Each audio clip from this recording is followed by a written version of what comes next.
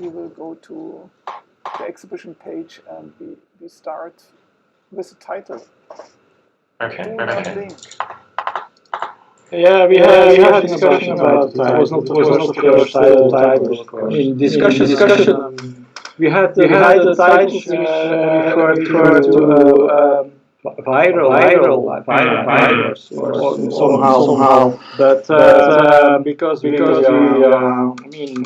want something about the strange situation of the year. Well, the lockdown, virus, global, and the year would be part of the title. So it would be kind of feel that already that 2020 was going to be a special year. Maybe a bad year, special year, and so it's part of the title. Yeah. Not much projects had made already about the situation. We separate of those tries to try and find works that we found at that point in time related to the situation of 2020. And we basically each independently selected a set of works. I could start with one. The NL. Yeah, maybe I would only interrupt really short, staying with the title. In the announcement, there was also this auto-completion that was also part of the title, or how I should understand this. I think in a short description on Upstream Gallery's page, there was this kind of auto-completion percent named.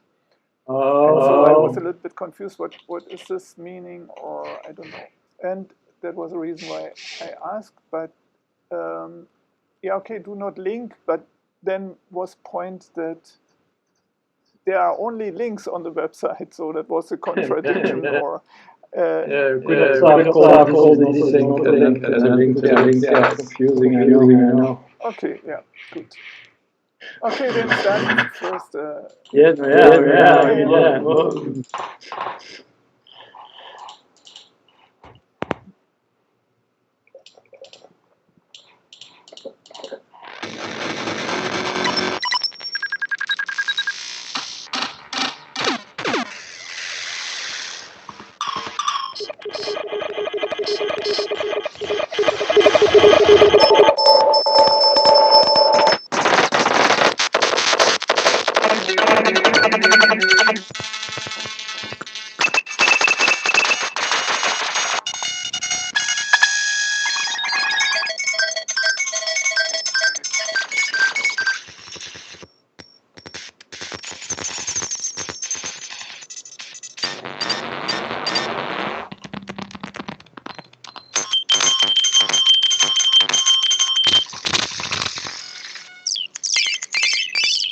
Who is this?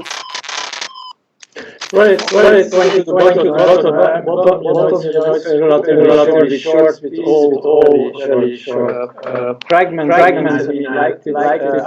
selected this word from Petra Seesman, and it's I think obvious why I would like it to use sound for in an unusual way, create this waterfall jumping from one file to another, and then so it's a situation of the platform you something with the platform itself, with the interface, the situation, and it's also very old. I don't know exactly the year, but I think it's from early 2000.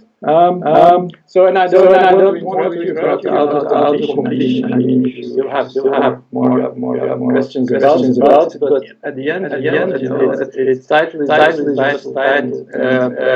There's not much meaning, and he may interrupt and say what he wants about it. There are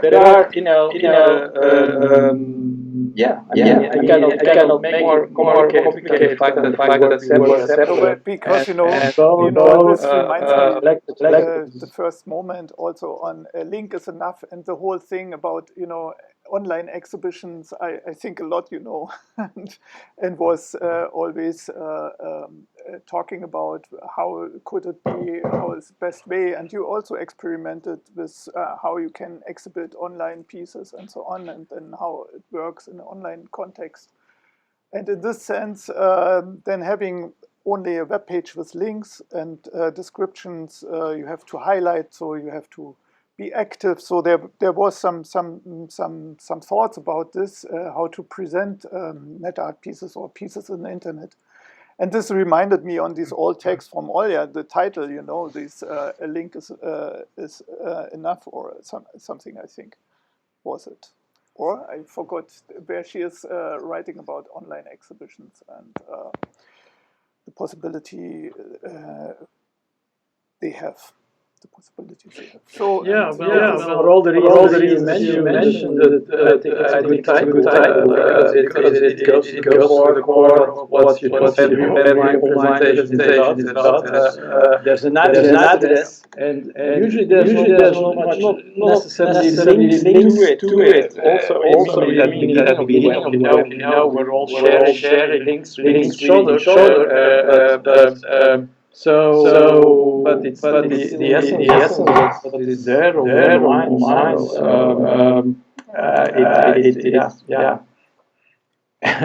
Here at the moment that that you have a huge echo. Maybe I have to check how this has happened. Could you only speak alone? What? I can speak alone, yeah. Oh, but Bob should talk about the next. And now, Bob. Maybe. What echoes? Yeah. Speaking. I'm speaking. Okay, so I think then it should be better. Yeah. Could the chat say if this is better? Then we could see this. Yeah. Okay. Now it's Bob is fine. So. Yeah, I think Dirk, well, I guess I should explain how I became part of this project, as Dirk invited me to be a part of it, and we had a lot of discussions about what I would bring to the show, and I think what we kind of finalized on, which Dirk was interested in, was the platform I run called Is This It, which is an online platform that works with artists to put on online shows and residency projects and like books and that kind of thing, and I think we decided that we'd use this as a kind of way of delving into the archive of the artists that I've worked with in the past and the artworks that I'd shown on the Is This It platform. And so what I brought were a number of artists who I've worked with in the past who kind of were under this idea of the 2020 Do Not Link. So this virality kind of concept, and so it's looking into the archive of Is This It and this virality element, and so the first person is Michael Berto, who's I'm not sure if the geography is still running because it's a simile. It's I think it's offline, but you can. I think they have an archive version of it. Or maybe not. Well, this is another problem with putting works on platforms. That's why I, double check the Peter Leining one, for example, which still seems to work. Well, it's of course a super minimal work, and but the tricky thing with dumping or let's not say presenting works on platforms, even all things can. You're not your own. You're not in charge yourself, So many things can come in between. The platform itself can cut you off, and so on and so on. There is the rules of the platform these are really long broadcasts of the world, the geography. maybe goes over his storage limit. I don't know. I'm in general not. I'm not a big user of platforms in general. I'm more, abuser. But this is really nice to see. But in this moment, we are also on the This Is It website. Yeah. So maybe you could we could use this chance that you maybe maybe describe a little bit what this is, this project from yours. So the geography. No, not the geography. This is it. Talk about this it, because this has quite a long history. You are running this already since many years in London, and you work with a lot of friends of you, young artists from the UK and so on, which are much lesser known also in it seems in the rest of Europe, you could say. I was always a bit surprised that there's no link in a way, or between what's happening in Berlin or in London, and then because it's such an it's so interesting. I mean, it's also there's a lot of it, and you manage all that. I mean, you partly design the exhibitions. You have been publishing many of the books since, and you're fascinating that you are kind of a platform for these artists. So you are a do-it-yourself net curator, net artist. I mean, it is all I mean, it's amazing what you do there, and that's you should present it maybe a bit short. It's kind of you to say, Dirk. So I guess I'll start. Yeah. So I started Is This It? It's basically an online platform, predominantly online, where I curate online shows. I put on offline exhibitions when I'm invited by galleries, and then there's an online residency where artists are given a month on a number of web pages on the website to make a new piece of art or show an archive of or a body of work or whatever they want, really. And then there's a book series which has been running for quite a few years, where I kind of jump on a topic and then present a bunch of artworks and writing through that.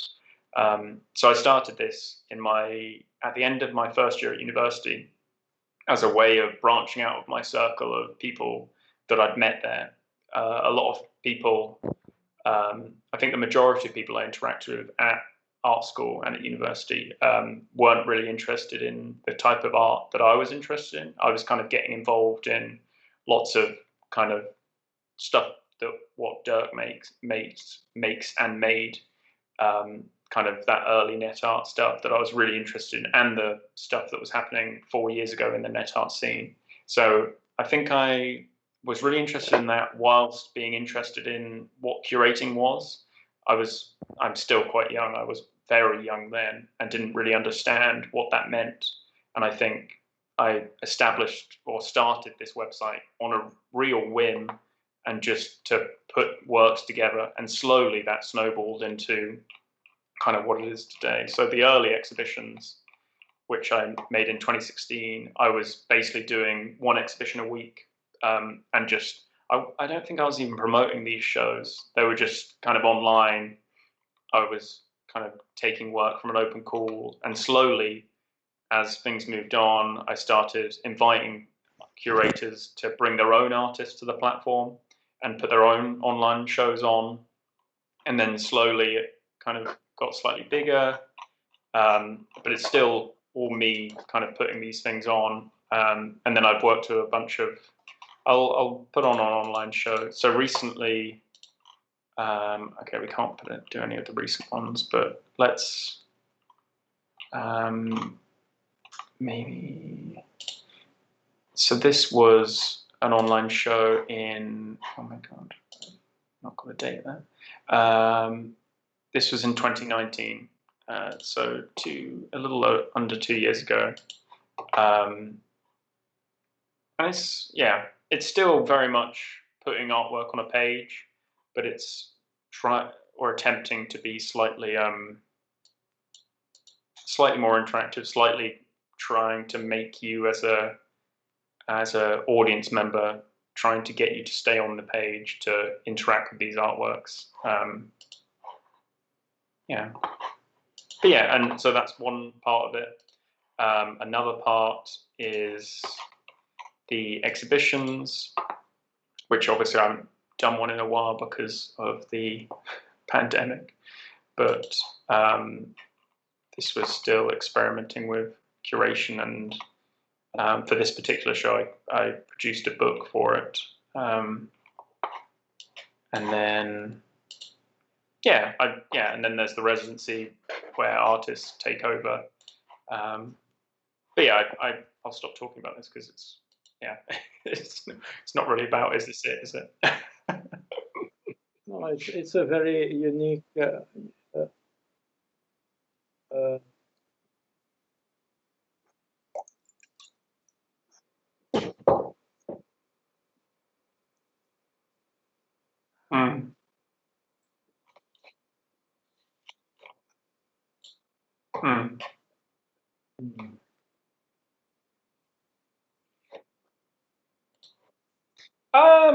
I have a better hold of it, but I still don't.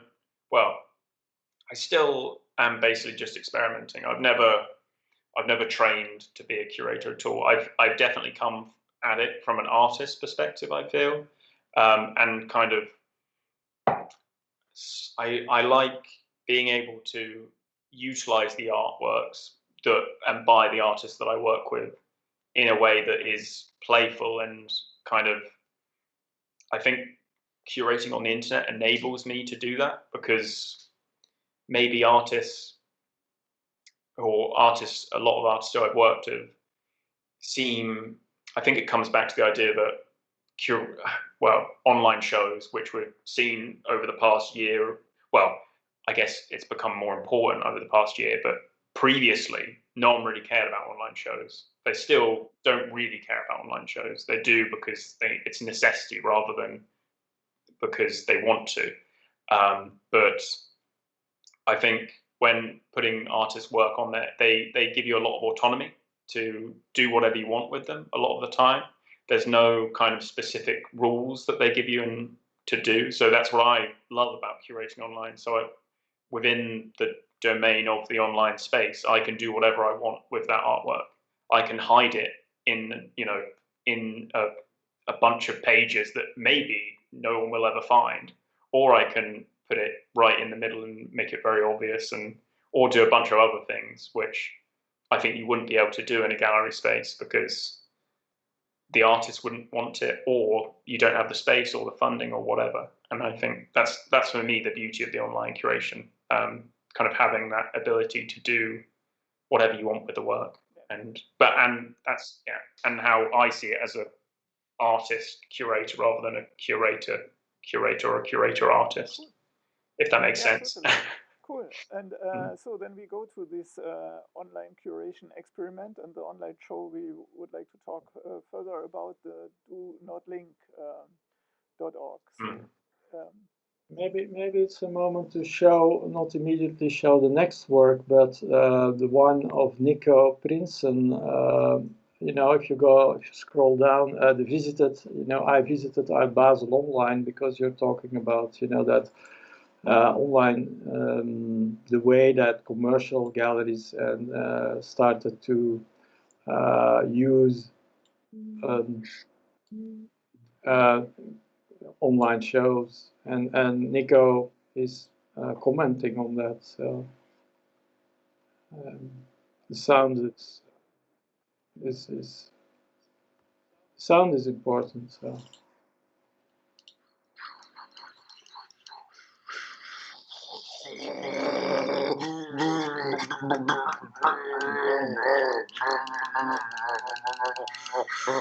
Click, click, click, click, click, click.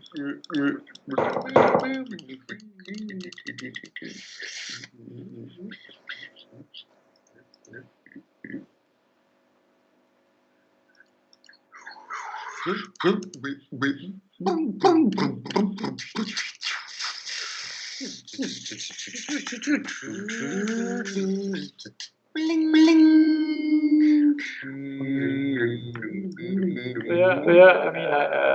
mean, we made two of these visits to online booths. The one at Basel and the Fries one, and he could go on and make more.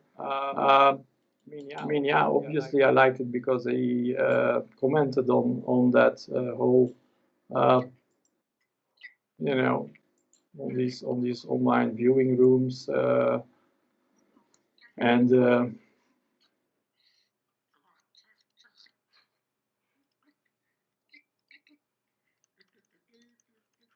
And I mean, in my case, the artist that I, happened to be, in this link page,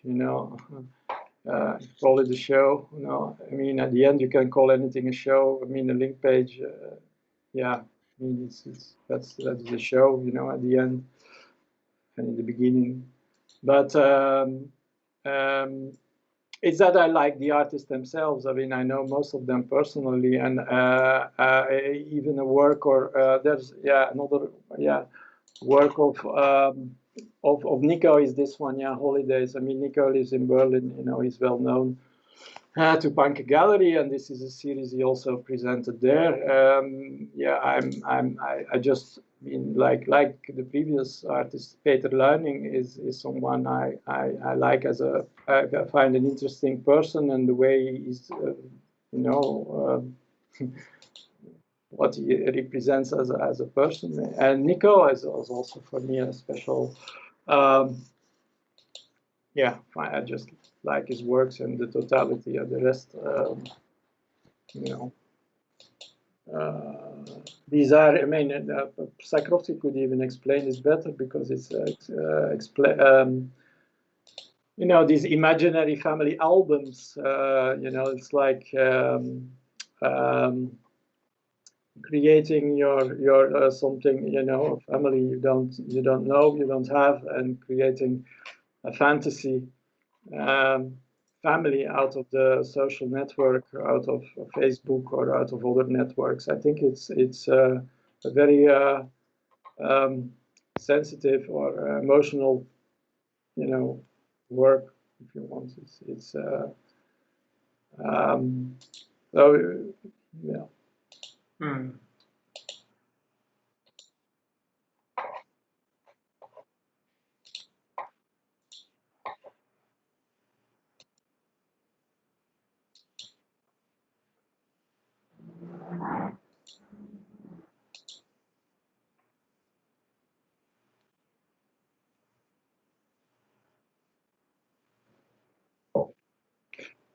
Yeah. Mm-hmm. Mm-hmm. Mm. Yeah, there is always a sub-reference because that kind of also refers. I mean, I also noticed that the date, that's why in our case of the 2020 link, in the title, that of course everything. I mean, as you mentioned, there's always something happening in the background, and in that society, in those countries, and so on. So that's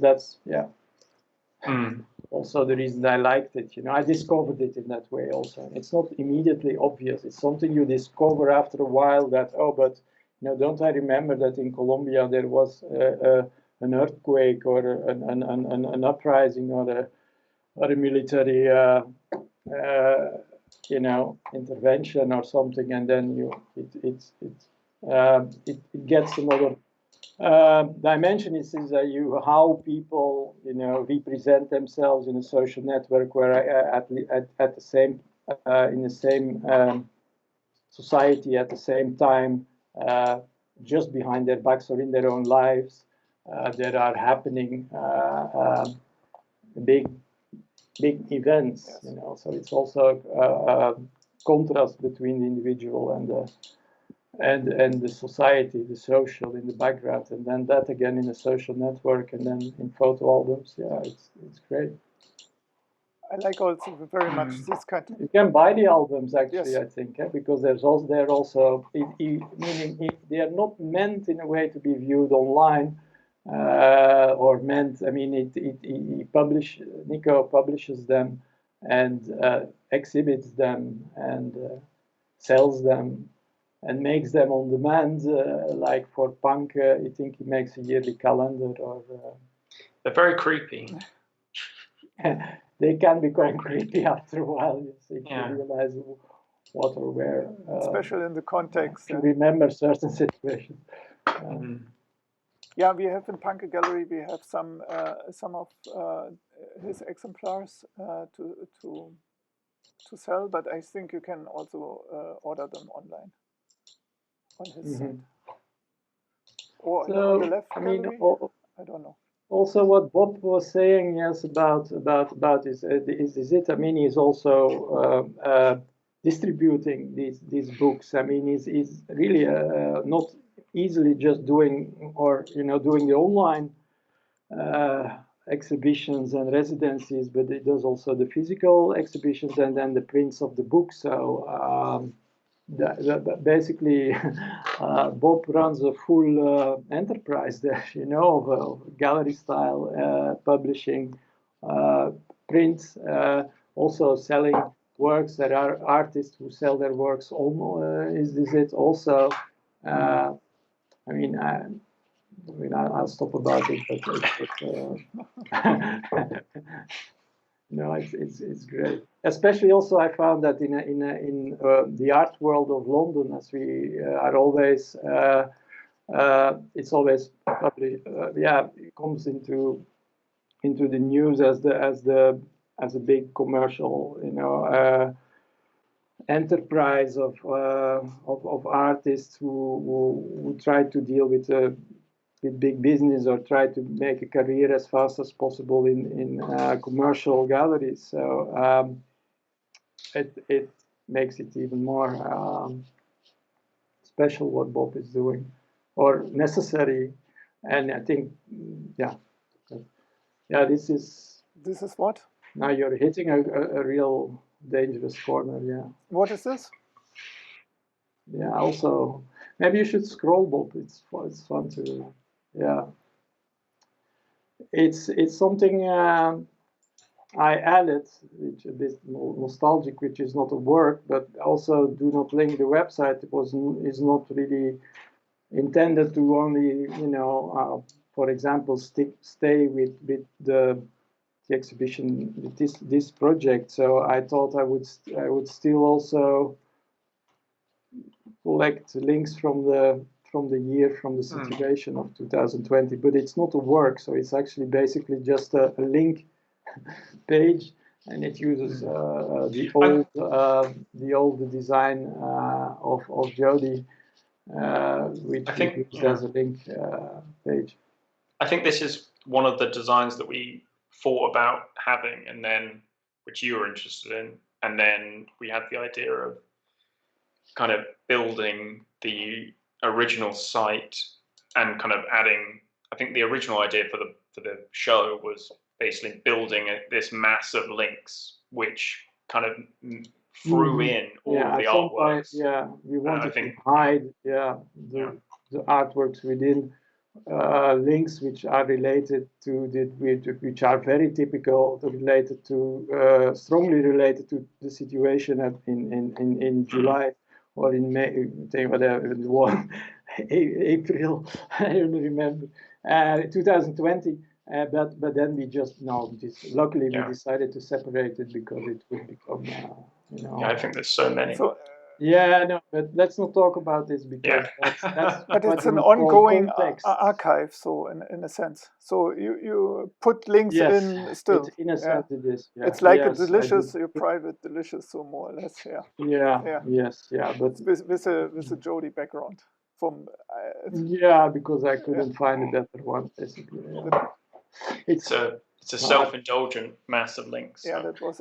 It's not I mean, not many people clicked on it. I think it's more, it doesn't, you know, it's not part of the exhibition really, but I like in a way that there are also, you know, contrasts with things that you don't understand what the fuck, you know, what is this there, or, but if you look at it, you see I like it. I think comes out of a diary. yes, you know, I think this is also like building the context and showing your thinking or the material, what you're working on in this time you made the exhibition.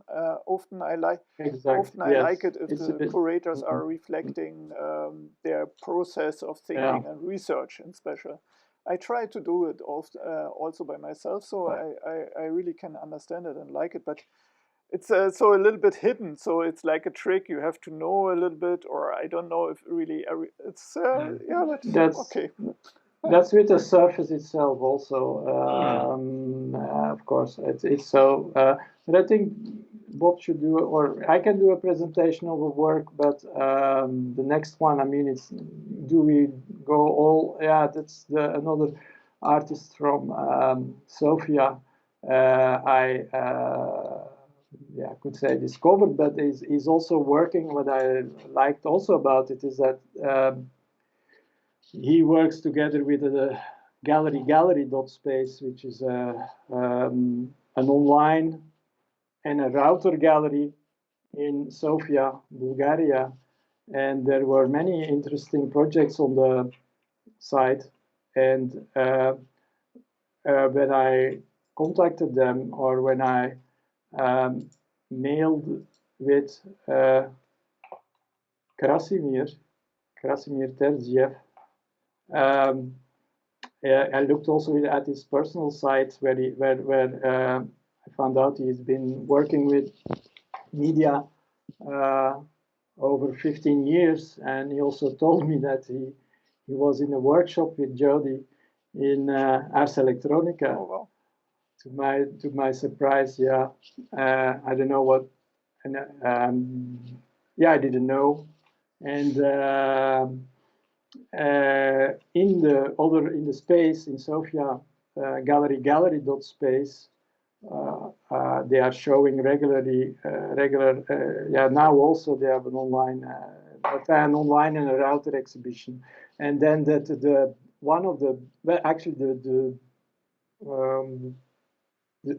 organizer is one of the organizers, René Beekman,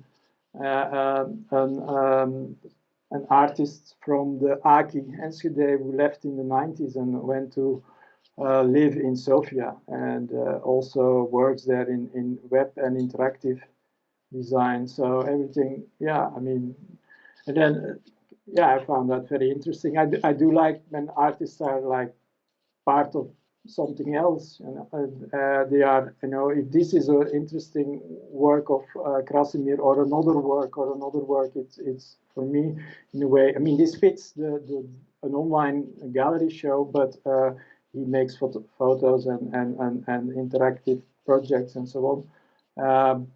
Then, you know, that's what I like, you know. And then, yeah, the other, I mean, and the green key work speaks for itself. It's just, those are screenshots of apps and these kitschy, or I mean, these popular apps where you can take a selfie or a photo with an animation in front of you.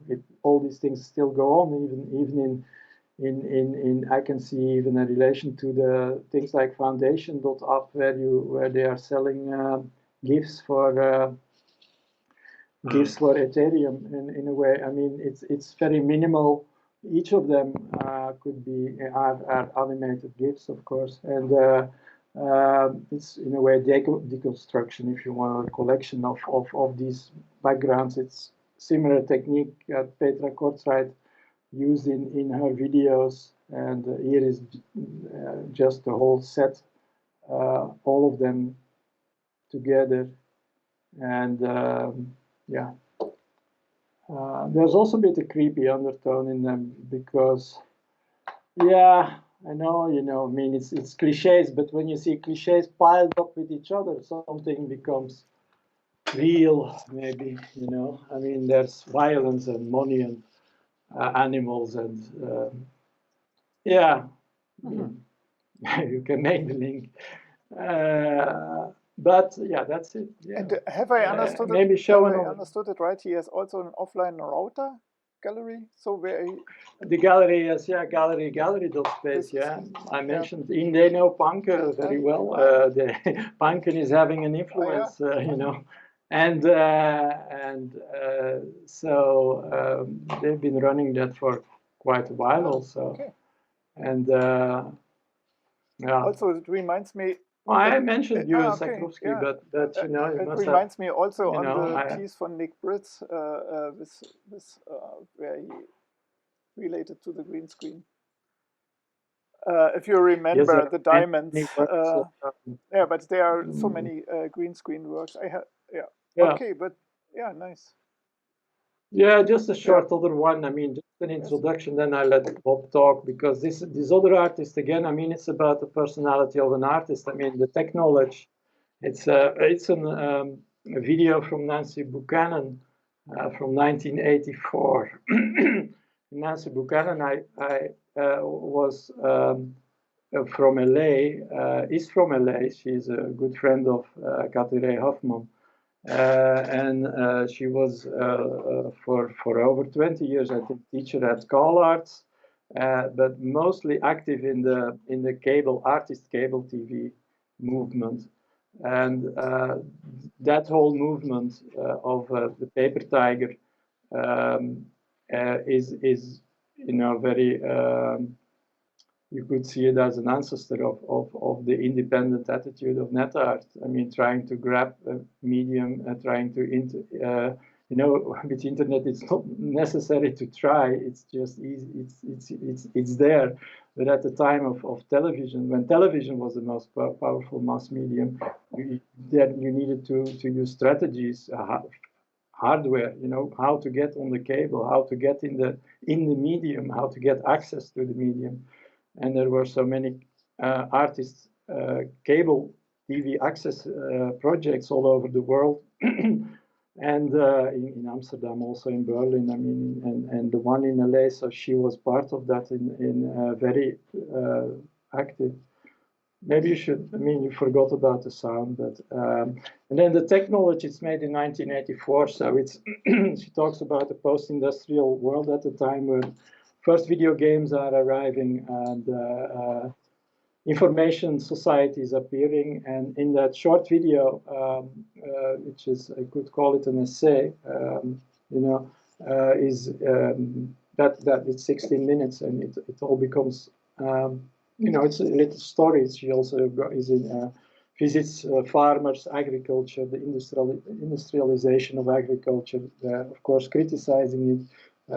Trying to point to the importance of ecology and ecological movement, and how, you know, a data and an information society would relate to that. But the first sentence of the of that, yeah, if you really go back and if you have sound, I mean, I'm completely. I am not going to mystify it, but I'm not going to explain it either. I am looking. Stop there. Yeah. I mean, I'm not going to mystify it, but I'm not going to explain it either. I get really goose. I mean, I get really. When I hear that, it's so good. I mean, I think it's a phrase of an artist. You know, I'm not going to mystify it. You know, I'm not going to turn around the subject. But I'm not going to explain it either. But maybe, you know, I can't. You know, but it's a circular.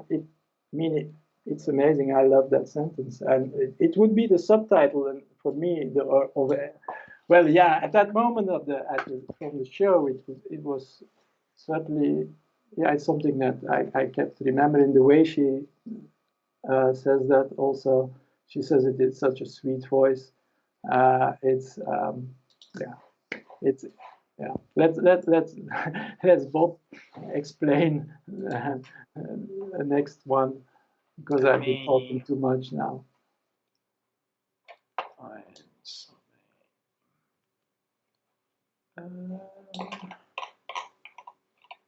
So we can go on this one, which I think well, it kind of links into Nico Princeton's work,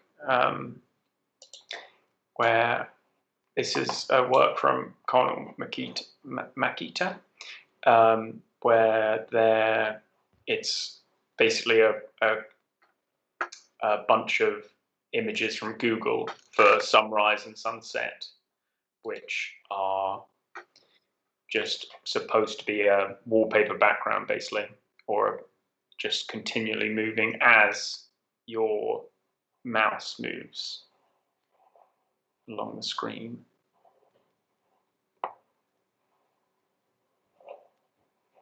And then, oh yeah, I believe it follows your mouse. Yeah. Yeah. It does when you are not on Twitch. Oh, yeah. Yeah, it's good, it's good. It works, it's great. Yeah. Yeah. Yeah, I think it's just a really simple, well, a fairly simple work, just about how much time we spend on these screens and watching these digital, well, time moving forwards and having this digital representation of the time moving as you have your mouse and change. And That's really nice. yeah, it's like Conal makes a lot of kind of net art works like that, which are very subtle and very lovely. So another work is slightly more complicated, is by Petra Seesman.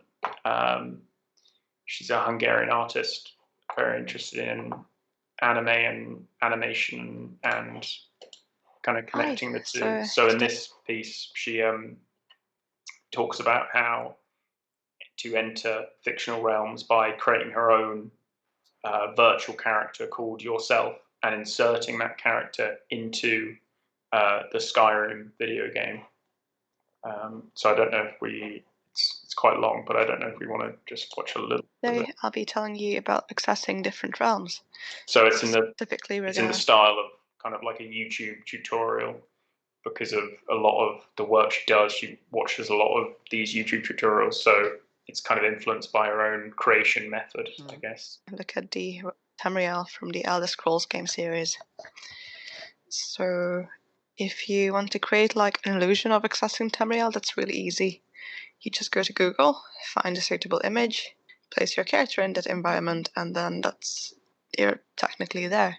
I chose this one because it has a nice sense of open space, but also things in the foreground, which will play into making your character's experience in that realm actually look and be real. Once you have the image, you get it up in Photoshop or your program of choice. Photoshop is the best because it's nicely compatible with After Effects, and that's where we'll do our main part of entering the world. Now just come up with something that could be seen as like a short scene from your avatars. But yeah, so slowly she inserts this character that she uses a lot in her videos called Yourself, a stand-in for herself, how she enters into these. So in a lot of her videos, she uses this Yourself character to visit spaces that she hasn't visited in real life, but in digital life, as a kind of both a version of herself, but also something independent, someone or a virtual being independent from herself as well. But yeah. Build your outfit. Texture. Yeah, this is an experience I think a lot of people make now, also in this context of 2020. So where they are stuck with themselves and the screen, where they try to walk into the screen and into this digital realm, you could say. Yeah, it's a nice work. Yeah. I like it. And where she uploaded it, so where she presents this normally, so on her webpage or back in social media? In Vimeo. Okay. Yeah, Petra's kind of like, I think she had that work at the Baltic and a couple other places. So I've worked with Petra a few times.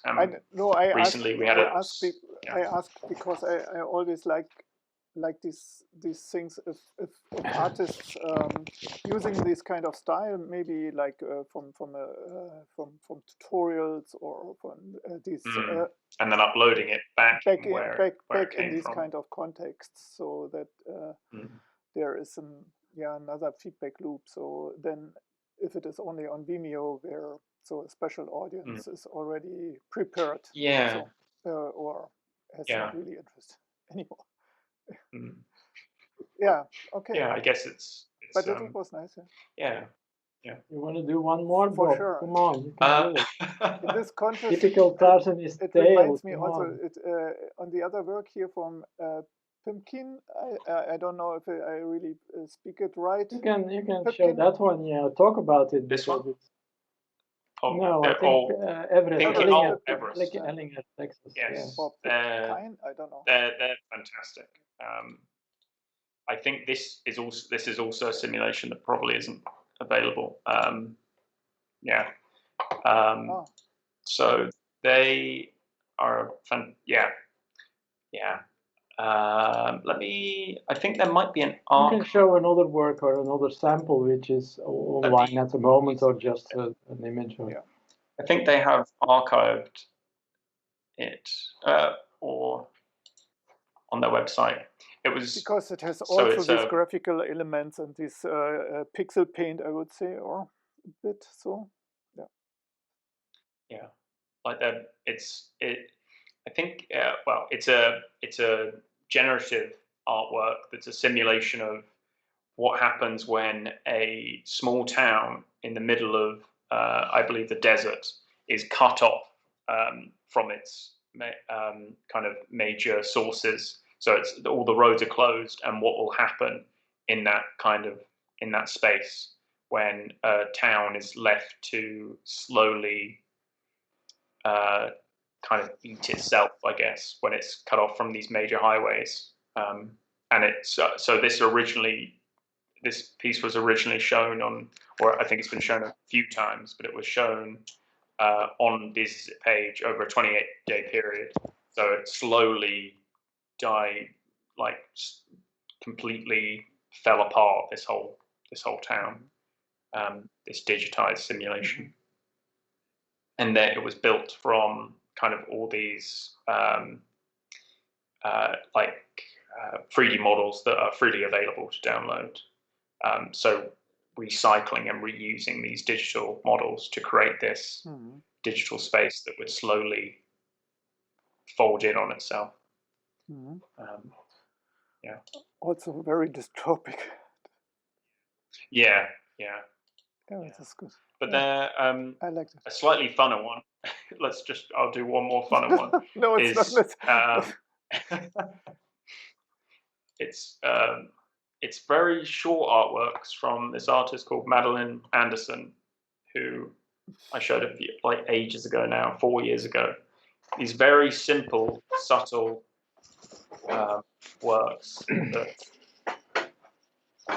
similar to what you were saying about Petra Seesman, Dirk, how they're kind of using these, but in a slightly more complicated way because it's kind of edited. Oh, okay. It's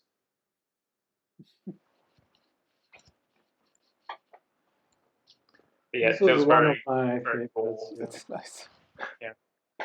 Yeah. One of my favorites. Yeah. But I can. Yeah, there was a bunch of different ones from her.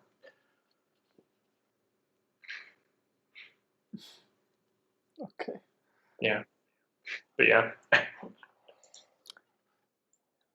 Yeah. So what is she working on? What did she work on later, or I think she moved away from this sort of stuff, and I think the most recent piece I've seen from her was a work about like the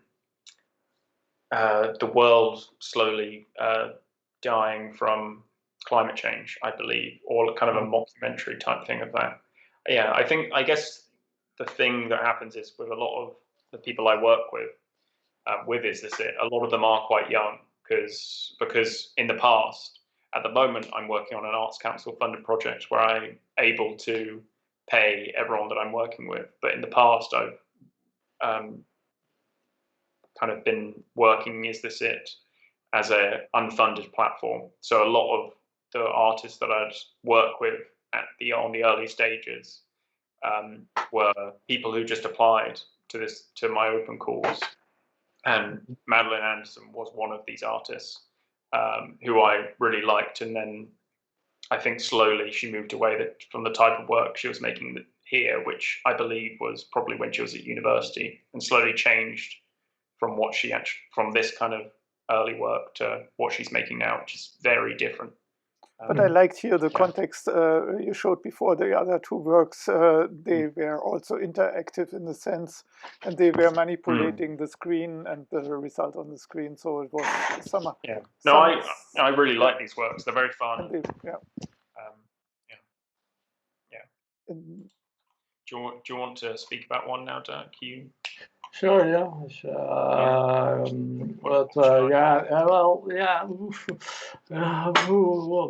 Telematic, do not forget David Blair, telematic motion picture. It's, David Blair is again an artist who has been, was I don't know. How would I say? Focused on basically this work since 20 years, or on a work which deals with episodes and seasons and the format of sequels. A bit like what happens in Netflix now, that you always keep watching the next episode, and parts of it there's a lot of repetition, and this project, telepathic motion picture, it has many parts. I mean, there are maybe 15 episodes. You should play the sound also. The sound is 23rd, 993, and like every and everywhere, windows are opening, and where they are open, it's open the windows. Yeah. But so David Blair, I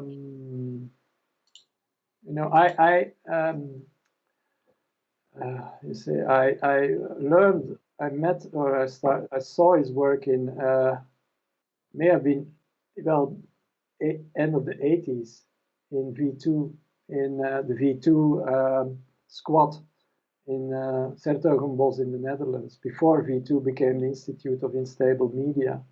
And there were festivals there, which with international names. David Blair comes from America, from the US, and he presented this project Waxweb. Waxweb was credited, and is still credited also in Wikipedia, as the first movie to use the internet as a specific medium, because already in that movie he cut different quick times, different segments of that movie, and kind of hyperlink them, and so that you would have an order of sequences that you would decide yourself. And then Waxweb, referred to the making of a web. Of course, it's part of the title, and wax is basically beeswax, or also the recording material before where music records were engraved in, and which was maybe even used earlier to try to record, imprints or even maybe sound. But anyway, wax is kind of a metaphor, and wax web for a televisual system, you could say, at that time. And but he always, more and more, let's say, became focused on the web as well,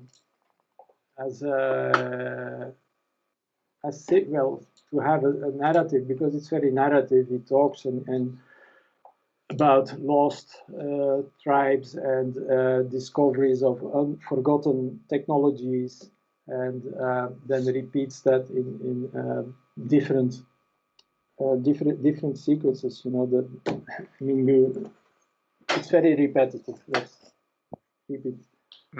So you see already in the title. I mean, it's the longest title. It's like Tribe Season 2, Episode 1, 0 or 1. You know, and and he has a Season 1 with episodes 1 to 5, 1 to 6, and so okay, that's basically, yeah, it's good to look at. And the end is at the beginning and in the middle, and I think he also tries to find a new or another, you know, what you would have as a hyperlink as a user, you know, a non-linear experience. I think he tries to catch that and works with that himself, you know, as the maker. I know that he uses automated editing to create the sequences, and he works basically from an archive. He builds with all fragments from over 25 years and then they get rearranged by different programming he does with it, and of course then he works also manually on it, but he has a complex editing system to do this, and then at the end it looks quite human, or yeah. And he lives in Paris, and he's a friend of Shulea Chang, and yeah, yeah, cool. Yeah, it's very cool. I don't know, is still the curfew in place in at your place, Dirk? Yeah, but so, I will sneak out. It's not such okay. a problem. So, I mean, otherwise, yeah. You know. Okay.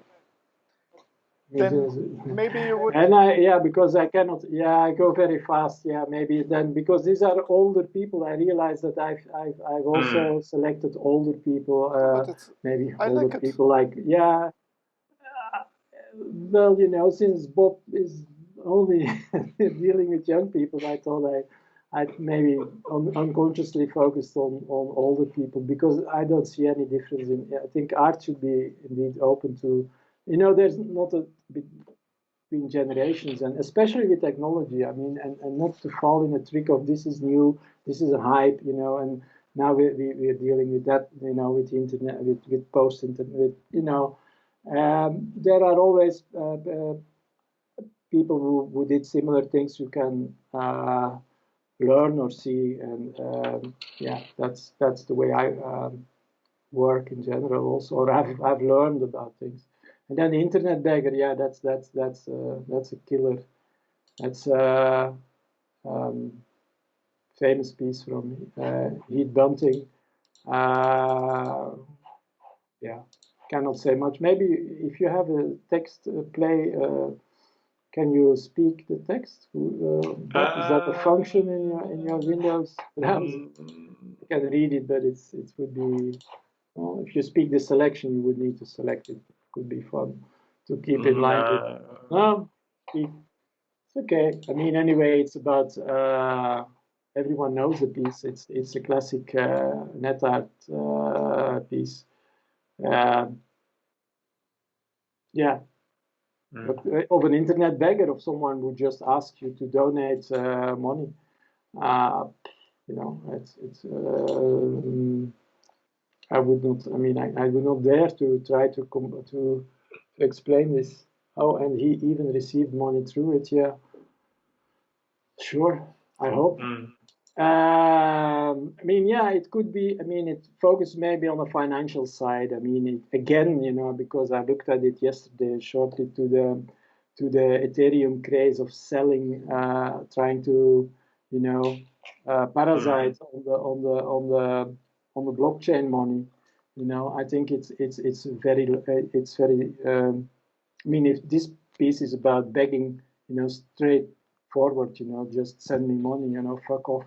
That's basically also what he says, at the end when he asks for money and thank you for cover or something. But God bless you, sir. And so it's a financial side. It's made in 1996 or 7, and it places it in a history, you could say, of dealing with money. Digital transactions on the internet by a beggar. It's a personification, of course, of a beggar in the street. I'm here begging on the internet highway, under a bridge of my favorite website. Please, yeah, that's it. Heath Bunting does not need an introduction, and yeah, maybe Bob should go for one, or should I do? Yeah. Oh man, yeah. I think it's also very prophetic. So now in every corner of the internet is somehow a button with begging you for money. So yeah, this we can show this one. Likes. I was involved in this one. It's a it's with work with Guido Segni, because we're going quite slow because it's all fake another. So it's Guido Segni and me. So it's not good policy to when you're a curator, but I'm to put your own work or something in the show, but at the same time Bob is this it, and this is together with Guido Segni, and Guido has another work in the show which is anyway. This is an emoticon, an emoji. It's a scrape of the Reuters of the Reuters RSS feed of every day. So it has today the latest headline news is whatever it is there. You have to then and the vowels are replaced with emojis. And so this has been we've been scraping this for almost a year now, and it's something which could develop into which should develop into another work, into more variations and possibilities it would give. It's like your latest tweet, oh my God, about a disaster, or not, from Reuters. So it's straight from Reuters. And then the other work of Guido Segni, that what I like Guido is because he runs a gallery. I seem to like people who run galleries. Seems so. I don't know. That's why I like punk. Why I like the artist as curator the galleries to show other galleries. Yeah. And that this is the project he's running, but then as a protest in a way. The Green Cube Gallery is the gallery. The space, artist space. I mean, it's so funny that they all use use gallery as an extension, but yeah, they're all artist-run spaces or online spaces, and he's protesting against the galleries, the other galleries, the real galleries. You could say who started. Suddenly, interest in the online and trying to, online medium, online placing, pushing their own artists related to online or not in viewing rooms and in,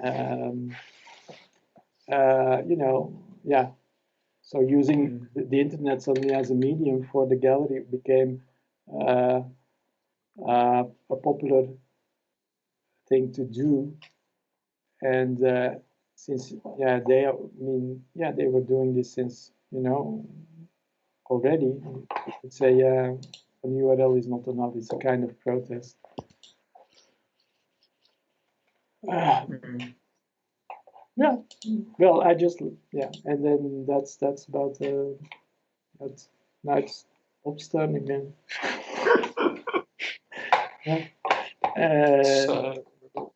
Oh yeah, Guido runs it in Italy, and is also a teacher at Carrara University, media art. Net art seems to be an obligated course in art academies in Italy. Did you know? Yeah. Domenico Caranta, told me this has been already since almost 10 years. Media, instead of in other art schools, media refers to, video or digital, all kinds of formats, but they, there in the curriculum or for it's described specifically as learning also about the history of online art. Yeah. It's well, yeah, it's also what, yeah. So and Guido is also involved there, so it's interesting.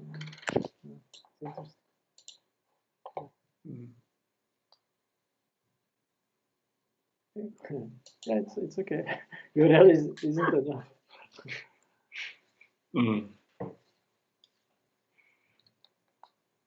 Yeah, so this work is by Puck Picard and Thomas Van Ling. It's an abstract sound work that is basically, that I'll play in a moment. It's influenced by this theory that the aquatic ape theory, that basically oh no, yeah, okay, there we go. But it's nothing to be afraid of. It's normal that commercial pop-ups will appear in commercial platforms.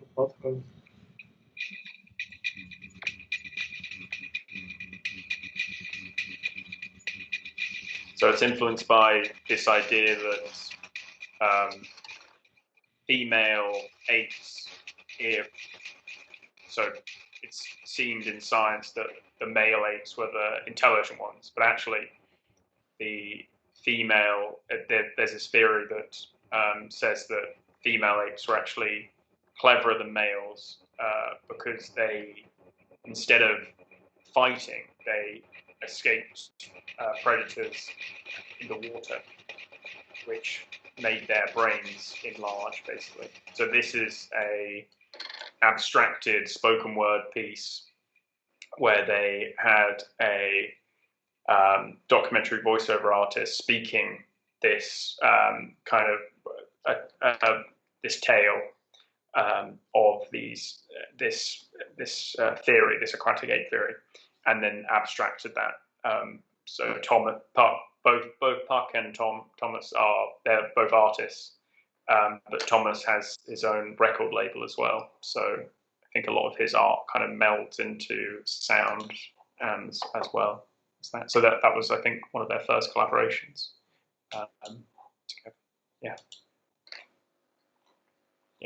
And after you do you follow people? So, for example, what are they doing now? Yeah. Is obviously also Dutch, I think, origin. Yes. Yeah. As that phenomenon of going to study in London, the big art to the big art schools, to Goldsmiths, to Royal College, this whole attraction of trying to make it in the London, in the commercial art world, and that's what I find so interesting, that you are doing this you encounter that with an online publishing and platform and exhibiting. So how is the need, or how do you experience the necessity or the need, or the how of because many of them were still at art school when they made these projects, but what do they do this for fun and then say, whatever, bye-bye, I'm trying to get into the big art world? Are they, or just big art? I think it's well, I've worked with so many. I think it's around 700 or 800 people at this point, either directly or indirectly. and some people I keep in touch with, like Thomas and Park actually lived around the corner from me whilst they lived in London. And I worked with them a few times, both with online things and with physical things. So I do keep in touch with a lot of the artists I work with, but some of them obviously either have, because a lot of the time, as I said before, it's mostly an unfunded space. So a lot of the types of people who apply for these open calls originally were young people, because obviously established artists don't really apply for open calls, especially ones that can't pay you. But slowly, as I learned more about curating and how you can actually invite people to be a part of shows and all this kind of stuff, slowly I got more established people involved in what I do.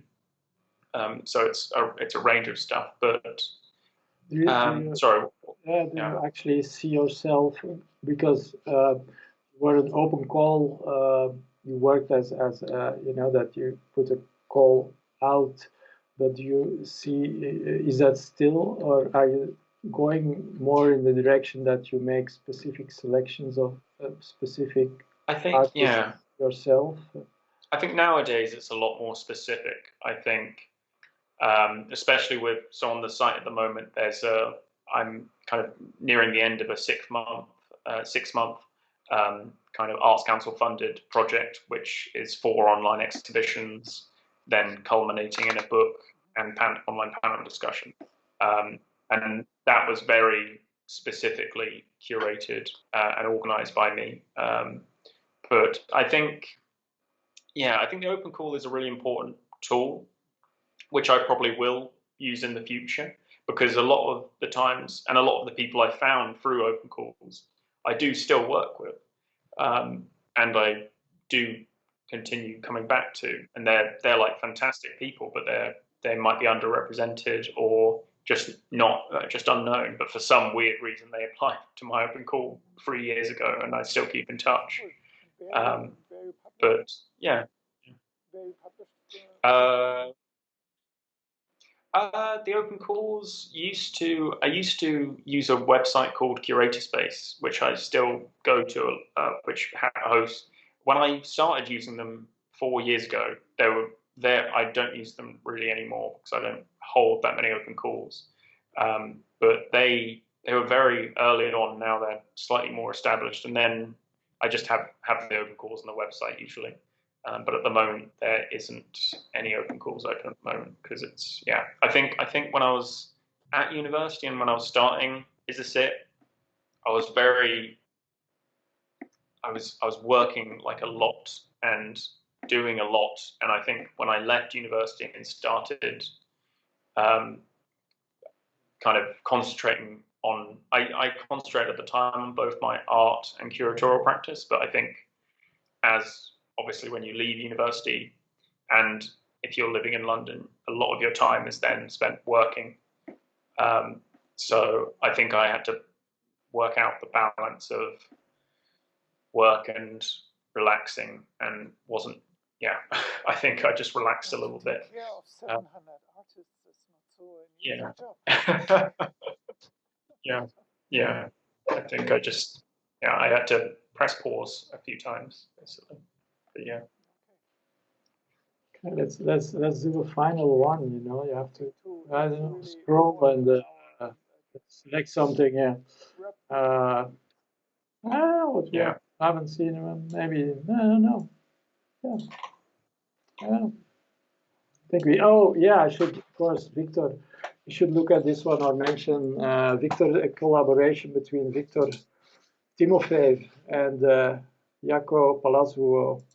I saw that Jaco Palazzo is partly curating of the parts of the EMAF festival this year, and I thought it looked really, and then I noticed it looked really interesting. And then Jaco Palazzo, I think, is Finnish. I don't know him personally.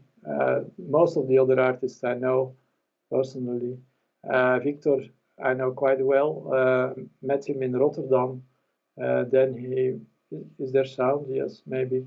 But anyway, it's a collaboration, so it's an animated drawing because they make so on distance. You know, the one is working in I think Finland, in Scandinavia, and then Victor is working at that the moment in New York. Victor is doing a lot of complicated. I mean, I wouldn't say yes. Technological work with VR and digital work, but at the same time, it's typical for Victor that he also makes drawings, and is regularly exhibiting together with a group of people, which also Jaco Palazzo belongs to, which are installing shows deliberately, I would say, in a very hands manual made way. So so they would draw it with frescoes, for example, at wall paintings, huge big wall paintings in the exhibition would be typical to make them together. Also with other artists involved, and it's I would say anti-digital attitude at the moment of exhibiting, and especially also in the group around them. And I like this contrast. The contrast is really strong. If you would see other works of Victor, where he the drawing side, manual, very textural, you would say, and then VR installations, which are some of the best VR installations I've ever seen. And you immediately get the feeling that on his webpage you would see that drawing, the children drawing or this drawing. So you're not, what is this, and this would be a setup, but then typically there would be a VR set on the chairs you would see there because until now you think this is a painter or someone who just draws, but if you look at a bit the other works, I mean, you could look at, I think, Sazarus or Proxia. I mean, you will see the advanced VR situations coming up, and well. No, here we don't see it, but anyway. Well, if you stop at the cockroaches, or those are. For example, this is a good example. The chairs arena. There is a VR set. I mean, the whole setup is an Oculus motion tracking set, and you would be, everyone would go experience the VR, but it also, as an installation. Involves or makes you aware, of course, that it's more fun actually to watch someone using a helmet, and especially using a VR set than using it yourself. And this is the piece which will also be presented at ZKM coming up. Exhibition about space, and that of course this is right on the spot with what VR is about, and what VR can make you do. The case is very simple. This guy is not crouching on the floor for show, actually the piece starts when in the first room the ceiling comes down, and you can stand there, and then that's nice, but you only see the walls around you and a little bit of a top exit door, and of course you would instinctively lower your head, and you would see that more of the exit becomes available, so you lower yourself a bit more, and before, without much thinking, you are sitting on your knees, and then the whole tunnel, the exit becomes available, and then you say, well, you don't so into it that you before you know, you are crawling around in that VR labyrinth, and we are now just on top of Sakrowski's is now just superimposed with the user of the VR. So we are on top of VR document. Anyway, that was Victor's work together with the animation, the animated drawing was also part. It's a remote drawing and.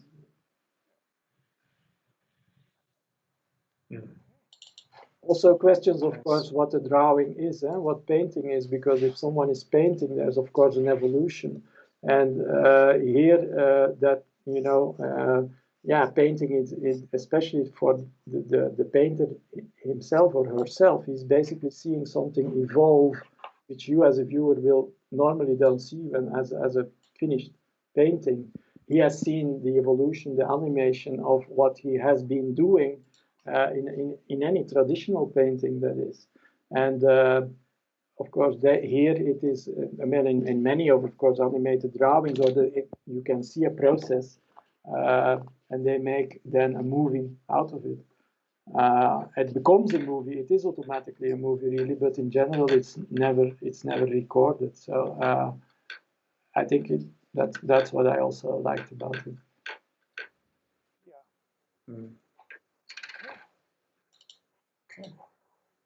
I think that was a nice tour, I would say. So to get an impression, and I would say,